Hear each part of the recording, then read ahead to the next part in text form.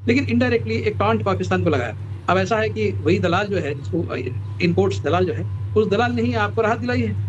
इतनी बड़ी विडंबना है कि आपको जो राहत मिली है, आप दुनिया के सबसे ज़्यादा अफेक्टेड देश रहे हैं। समझिए कि इन टर्म्स ऑफ पॉपुलेशन हमारा जो ईंधन का जो हमारा जो हमारी गरज है, वो पूरी तरह से उस इलाके से आती है जहाँ पर। हे गाइस, मैं तस्कीर और हम देख रहे हैं इस वीडियो में Indian media shocked on field marshal Asim Munir lands in Tehran गए हुए हैं। क्या बातचीत है, क्या कुछ तहलका या हंगामा मचा हुआ है इंडियन मीडिया पर, वो देखेंगे। Let's go. और इस बीच एक बड़ी खबर आपको बता रहे हैं, ईरान पहुंचे पाकिस्तानी सेना प्रमुख अपने डेलीगेशन के साथ। आसिम मुनीर ईरान पहुंच गए हैं। जहां खबर है field marshal Syed Asim Munir Tehran पहुंचे हैं। ईरान के विदेश मंत्री अरागची ने उनका वेलकम किया। ये तस्वीरें देखिए। दरअसल एक बार फिर से ईरान और अमेरिका की बातचीत के लिए पाकिस्तान पहल कर रहा है। इस्लामाबाद में दोबारा शांति वार्ता कराना पाकिस्तान का मकसद है। हालांकि पहली बार जो वार्ता कराई गई थी वो फेल हो गई, लेकिन फिर से इसी कोशिश में लगे आसिम मुनीर देखिए ईरान पहुंचे हैं और विदेश मंत्री अरागची ने उनका वेलकम किया है। ये तस्वीरें उसी दौरान की। तो शांति वार्ता कराने के लिए एक बार फिर से पहुंचे हैं आसिम मुनीर। और देखिए पाकिस्तानी सेना प्रमुख अपने डेलीगेशन के साथ जब ईरान पहुंचे तो ईरानी विदेश मंत्री अब्बास अरागची ने उनका वेलकम किया है। ये तस्वीरें। और इस मुलाकात में ये तय होगा कि इस्लामाबाद में अगली बैठक होगी या नहीं होगी, क्योंकि पाकिस्तान का मकसद ये है कि वो इसमें मध्यस्थता की भूमिका निभाए और पूरी दुनिया को ये संदेश दे। लेकिन पहली जो वार्ता थी वो फेल हो गई। अब जब वहां आसिम मुनीर पहुंचे हैं तो ये तय होगा कि अगली जो शांति वार्ता की बैठक है वो इस्लामाबाद में होगी या नहीं होगी। नाक कटने की बात हो रही थी सिद्धार्थ, अब हमारी नाक बची भी है। नाक रहेगी तो कटेगी ना, अब तो नाक ही नहीं है ऐसा लग रहा है। हमारे पास नाक बची नहीं। मोदी सरकार ने एक ऐसी जगह पर लाकर पूरी विदेश नीति को खड़ा कर दिया है कि हमारे विदेश नीति की नाक ही नहीं है, तो काटना तो बहुत दूर की बात है। जी सिद्धार्थ जी, इस तरह से विफल विदेश नीति के तहत आज हमको ये दिन देखना पड़ रहा है। ये जो हमारे मुंह पर तमाचा पड़ा है पाकिस्तान के इस यश की वजह से, इसके लिए पूरी तरह से मोदी सरकार जिम्मेदार है, आरएसएस जिम्मेदार है। जी बिल्कुल, आपने कहा कि मोदी सरकार इसके लिए जिम्मेदार है, आरएसएस जिम्मेदार। हाँ, ये मोदी सरकार के लिए बैठे आत्मचिंतन का विषय है। चुनाव की रैलियां तो चलती रहेंगी, चुनाव तो आते रहेंगे। जरा उसे छोड़ के और बैठे, जरा बात करें अपने पॉलिसी मेकर्स के साथ, अपने सलाहकारों के साथ, इंट्रोस्पेक्शन करें। आत्मचिंतन का समय है। आप हमेशा रॉन्ग साइड ऑफ हिस्ट्री खड़े हुए क्यों मिलते हैं? जब ट्रंप चुनाव हार रहा है तो आप वहां ट्रंप सरकार की, आपकी बार ट्रंप सरकार का नारा लगा के आते हैं। जब ट्रंप चुनाव जीत रहा है तो आप उससे नहीं मिलते हैं। कमला हैरिस जो डेमोक्रेट पार्टी की लीडर थी, चुनाव लड़ रही थी, उससे मिलकर आते हैं। वहां से आपकी ट्रंप आपका दुश्मन नंबर 1 बन जाता है। उसके बाद अब आप आए हैं, आप फिर रॉन्ग साइड ऑफ हिस्ट्री खड़े हुए हैं। जब दुनिया इजराइल जाने से कोई भी दुनिया का लीडर तैयार नहीं है, वो ऐसे मौके पे आप इजराइल जाते हैं और उसके विदिन 48 आवर्स ऐसी जंग शुरू होती है जिसकी खतरा ये मंडरा गया कि ये परमाणु युद्ध में तब्दील हो जाएगी। नंबर 1। नंबर 2, भारत सरकार को चाहिए आज के बाद अपनी ये जो डोमेस्टिक पॉलिसी है, मुस्लिम हिंदू को बंद करें और पाकिस्तान शब्द, पाकिस्तान चले जाओ, इसे गाली की तरह इस्तेमाल करना बंद करें। पाकिस्तान का ओहदा तुमसे कई गुना, 1000 गुना ऊपर, एक झटके में ऊपर चला गया है पाकिस्तान का ओहदा। तो इसलिए जरा अब चुप बैठे, मुंह पे लगाम लगाएं अपने भी और अपनी जो ये आपके ट्रबल्स हैं। जैसा अभी पुष्पराज बता रहे हैं, कश्मीर का मुद्दा बहुत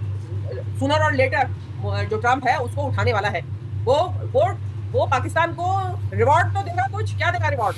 वो कहेगा मैं तुम्हें रिवॉर्ड में कश्मीर देता हूँ। तो आप उसकी तैयारी कीजिए कि हमें उससे कैसे निपटना है। बहुत बड़ा क्राइसिस हमारे सामने आने वाला है हमारी पॉलिसी के फेल्योर के तौर पे। और ये लड़ाई जो है, ये कहना मैं जरूर चाहूंगी, ये ईरान ने ना केवल लड़ाई जीती है बल्कि दुनिया के दिलों को भी जीता है और दिमाग को भी जीता है। मजबूर किया है कि अभी दूसरी तरीके से युद्धों को लड़के जीता जा सकता है, क्योंकि ये जीती तो है कि जो सीज फायर की बात अल्टीमेटली करनी पड़ी, अदरवाइज तो वहां वो डाल रहे थे, उसके ऊपर डाल ही रहे थे।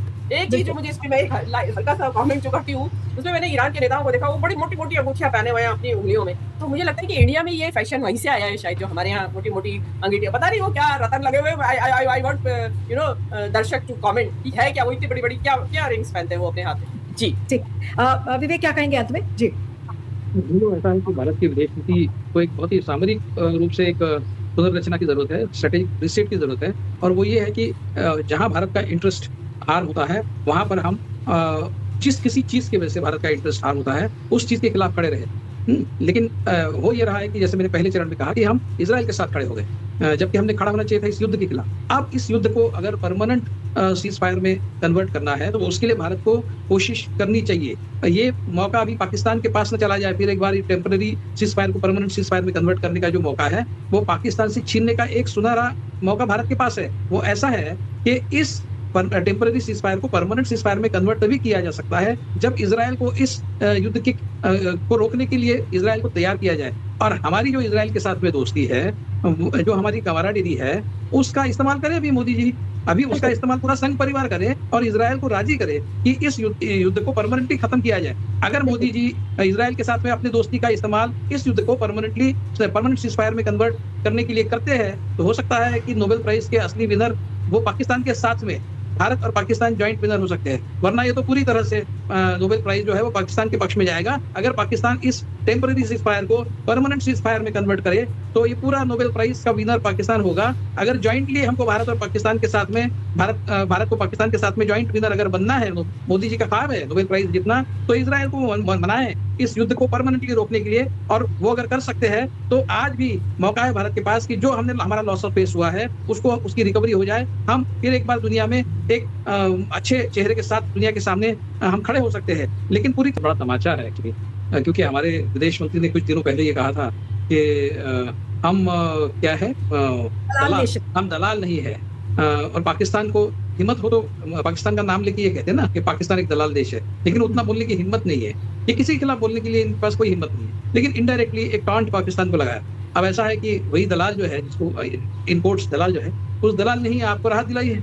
इतनी बड़ी विडंबना है कि आपको जो राहत मिली है, आप दुनिया के सबसे ज्यादा अफेक्टेड देश रहे। समझिए कि इन टर्म्स ऑफ पॉपुलेशन हमारा जो ईंधन का जो हमारा जो हमारी गरज है वो पूरी तरह से उस इलाके से आती है जहाँ पर युद्ध चल रहा है। और हमारा कर्तव्य बनता था, सबसे पहला कर्तव्य हमारा बनता था कि हम इस युद्ध को रोकने के लिए कोशिश करते हैं। हम इस युद्ध के खिलाफ खड़े होते क्योंकि हमारे स्ट्रेटेजिक इंटरेस्ट इसमें मारे जाते हैं। मतलब ये किस तरह की बेवकूफ़ी है कि हम इसमें बिल्कुल इसमें हमने पार्टिसिपेट नहीं किया, इस युद्ध को रोकने के प्रोसेस में हमने पार्टिसिपेट नहीं किया, जबकि हम इस दुनिया के सबसे ज़्यादा अफेक्टेड देश हैं। 140 करोड़ की पॉपुलेशन दुनिया में कहीं भी नहीं अफेक्ट हुई है इतनी जितनी भारत में हुई है। उसके बावजूद हमारे 1 करोड़ लोग वहाँ पर गल्फ एरिया में रहते हैं जो अफेक्टेड है, जो हमारे लिए डॉलर्स लाते हैं, हमारे लिए रेमिटेंसेस लाते हैं, जिससे देते हैं। इनका पूरा सोशल मीडिया उस पर ही चलता है। तो ये किस हमारे 1 करोड़ लोग वहाँ पर गल्फ एरिया में रहते हैं जो अफेक्टेड है, जो हमारे लिए डॉलर्स लाते हैं, हमारे लिए रेमिटेंसेस लाते हैं, जिससे देते हैं। इनका पूरा सोशल मीडिया उस पर ही चलता है। तो ये किस एक तो मेरे ख्याल से ये नाक अगर कटी है तो सरकार की कटी है, मोदी सरकार की पॉलिसियों की कटी है, किसी देश की नाक नहीं कटती। 40 दिन पहले ये देश हमारे प्रधान जी जाके तय ईरान करके आए थे कि ईरान को कुछ है नहीं। 40 दिन के अंदर ईरान ने दिखा दिया कि आज वो विश्व की चौथी सबसे बड़ी महाशक्ति है। तो आप अगर चीज़ों को बदलना चाहते हैं तो 40 दिन में आप बदल सकते हैं। विषय है कि क्या आप बदलने की तैयारी है। भारत की नाक नहीं कटी है, मोदी सरकार की निश्चित रूप से नाक कटी है, क्योंकि आज मेरे जैसे हिंदू के लिए राहत भी है और मोह भंग भी है। राहत इसीलिए है कि दुनिया विश्व युद्ध के चौखट से लौट आई, मेरे घर में सिलेंडर अब धीरे धीरे आने लगेगा। मोह भंग इसीलिए है कि पिछले 40 साल से जो मेरे बुजुर्ग, मेरे दोस्त, मेरे व्हाट्सएप अंकल लोग खुद को विश्व गुरु कह रहे थे, 40 दिनों में तो ईरान विश्व गुरु बन गया। विश्व गुरु हमको 40 साल से कह रहे थे कि हम है, 40 दिन में बन गया ईरान। दूसरा मोह भंग इसीलिए भी है क्योंकि जिस भाजपा ने देश को सांस्कृतिक राष्ट्रवाद की गुट्टी पिलाई थी, उसके राष्ट्रवाद को पहले तो पिछले साल मई में ट्रंप साहब ने सीजफायर करके धराशायी कर दिया, और आज 11 महीने के अंदर ईरान ने दिखा दिया कि संस्कृति का मतलब 56 इंची गमछा, छाती के ऊपर गमछा लहराते हुए हिंदू राष्ट्र का नारा देना नहीं होता है। तो ये पूरा का पूरा जो सांस्कृतिक राष्ट्रवाद था वो धराशायी हो गया है। तो ऊपर से जले पर नमक छीट दिया है पाकिस्तान ने विश्व युद्ध का पंच बनकर। अब कल विश्व पंच पाकिस्तान, विश्व गुरु ईरान और डियर फ्रेंड डोनाल्ड, ये तीनों मिलकर अगर भाजपा पे चढ़ जाएं कि हम तीनों मिलकर अब कश्मीर का समझौता करेंगे, तो मोदी सरकार कहाँ जाएगी। समस्या तो यहाँ आने वाली है, क्योंकि एक विश्व गुरु ईरान बन गया है, दूसरा विश्व पंच पाकिस्तान बन गया है, डियर फ्रेंड डोनाल्ड तो अभी भी डियर फ्रेंड ही है। ये तीनों मिलकर कहेंगे कि अब हम दुनिया का विश्व तो सलट लिए, अब आपका विश्व, आपका जो पाकिस्तान का है, पाकिस्तान और भारत के बीच में कश्मीर मसला, उसको हल करेंगे, तो ये कहाँ जाएंगे। मेरे ख्याल से देर से समझा, लेकिन मैंने दुरुस्त आज समझा कि आज ट्रंप हो या प्रधान जी, कोई भी देश व्यक्ति के हाथ में ज्यादा पावर दे देगा तो विकेंद्रित ईरान मधुमक्खी बनकर बड़े से बड़े 56 इंची शेर को धूल चटा देता है। इस युद्ध में ईरान की जीत बताती है कि कैसे चुपचाप अपनी क्षमता विकसित करते रहने वाला बड़े से बड़े बकैत को भी सरेंडर करवा देता है। ये हमने 40 दिन में देख लिया। आज भारत का बच्चा जान गया है कि, और ये चीज धन्यवाद देता है, हर बच्चा इसका जो धन्यवाद दे रहा है वो ईरान को दे रहा है कि अब हालत यह है कि पुष्पराज जी जैसे लोगों को अब ये सोचना पड़ेगा कि व्यक्ति पर निवेश करना बेहतर है या व्यवस्था पर निवेश करना बेहतर है। भारत को कौन सी चीज बचाएगा, व्यक्ति पर निवेश करना बचाएगा या व्यवस्था पर निवेश करना बचाएगा। पुष्पराज जी को राजनीतिक योजना बनानी है कि मोदी और गांधी के बाइनरी से उठकर 140 करोड़ भारतीयों का टीम इंडिया कैसे खड़ा करें, कैप्टन उसका भले कोई हो। क्योंकि ईरान को हमने देखा युद्ध कि मैं इतना हमला किया, मैंने इतना हमला खाया, तो हो सकता है इजराइल का गुप्त तौर पर भारत में जो ये पिछले 15 सालों से हम लोग जेम्स बॉन्डगिरी और इजराइल के मोसाद को अपना हीरो मान के धुरंधराई जो हम लोग कर रहे थे, वो धुरंधराई अपनी जगह पर है, लेकिन उससे आप युद्ध नहीं जीत सकते। गुप्तचर आप किसी को वहां के खमेनी को आप क्या कहते हैं चुपके मार सकते हैं, एक आध कैप्टन को आप मार सकते हैं। तो एक आध विकेट ले लेना का मतलब ये नहीं होता है कि आप मैच जीतते हैं। मैच टेस्ट मैच जीतने के लिए आपको सामने वाली टीम को 2 बार मतलब 20 बार विकेट लेना पड़ता है। आप एक आध विकेट किसी को गलती से रन आउट कर दिया तो कहीं क्या मैच जीत गया, ऐसा नहीं होता है। तो हमारे पास ईरान की भारत की नाक कटी नहीं है, लेकिन ये सरकार की नाक कटी है। और जो भी पावर फॉरेन पॉलिसी का डोमेस्टिक का एक हाथ में लिए हैं, यही होता है लीडरशिप में, और लोग बताएंगे इलेक्शन में। जी ओके सर, मैं पुष्पराज के पास आती हूँ कि पुष्पराज, अब आपको लग रहा है कि भारत एक समय था जब पाकिस्तान बिल्कुल आइसोलेट हो चुका था पूरे विश्व से, आज वही पाकिस्तान बिल्कुल सेंटर स्टेज में आकर खड़ा हो गया है। भारत सरकार को करना क्या चाहिए? नीलू जी, मैं मौजूदा हालात पर टिप्पणी करूंगा, ना कि वो स्थिति जो एक इंडिया सरकार है। इसीलिए हमें जो मोदी सिद्धांत, ये जो लोग लगातार कह रहे हैं मोदी डॉक्ट्रिन, उसको बारीकी से विश्लेषण करने की जरूरत है, और खास तौर पर मोदी सरकार की पाकिस्तान नीति को संरचनात्मक रूप से जांचने की जरूरत है। एक तो इजराइल और ईरान के बीच पसंदीदा मध्यस्थ के तौर पर पाकिस्तान ने भारत को पीछे छोड़ दिया है।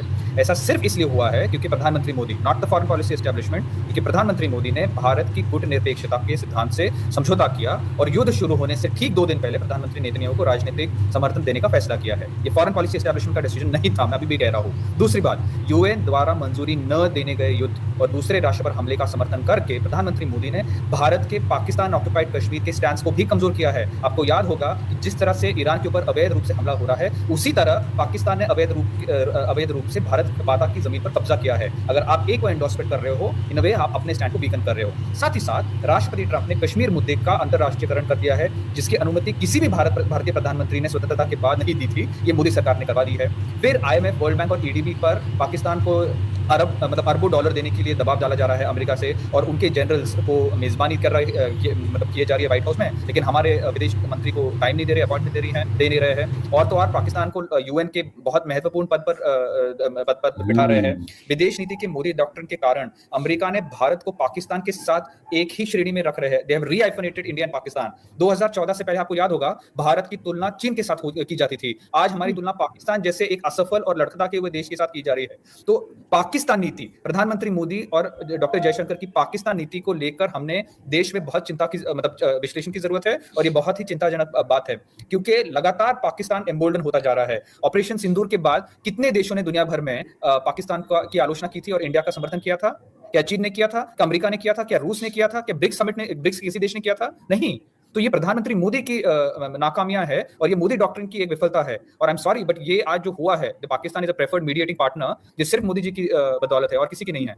बिल्कुल बिल्कुल। बहुत संक्षेप में विवेक और मीनू जी के पास आऊंगी। सबसे पहले मीनू जी आपके पास, उसके बाद फिर विवेक के पास। बोलिए। मेरा ये कहना है कि तरह से दारोमदार मोदी जी पर है, वो कोशिश करें इजराइल को इस युद्ध को रोकने के लिए। जी ऑलराइट गाइस, तो आपने देखा कि कैसे क्रिटिसिज्म हो रहा है इस बात को लेकर। मतलब तेहरान में गए हुए हैं आसिम मुनीर, और उनका मतलब जो भी वेलकम है उसको बहुत सारी चीज़ों से लिंक कर देखा जा रहा है।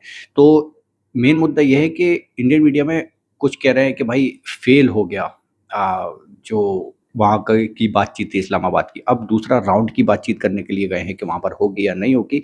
दूसरी तरफ ये बोला जा रहा है कि मतलब हमारी फॉरेन पॉलिसी जो है वो बिल्कुल फेल हो गई है, और वो बची भी है या नहीं। एक तरीके से ऐसा बोला कि नाक कट गई इंडिया की, ये बोल रहे हैं। लेकिन असल में नाक लोग जो चलाते हैं, लोग जो होते हैं, लोग जो सीट पर बैठे हुए होते हैं, या फिर लोगों की जो पॉलिसीज़ होती हैं, मतलब इंडिया को ही रिप्रेजेंट करते हैं। तो वो विदेशी लोग तो इंडिया को ही कहेंगे, लेकिन हम नहीं कहते कि वो इंडिया की नाक कटी है। वो एक उसकी मिनिस्ट्री हो, पॉलिसी हो, उसकी नाक कटना ज़रूर कह सकते हैं। बाकी आप लोग क्या सोचते हो ज़रूर बताना कमेंट सेक्शन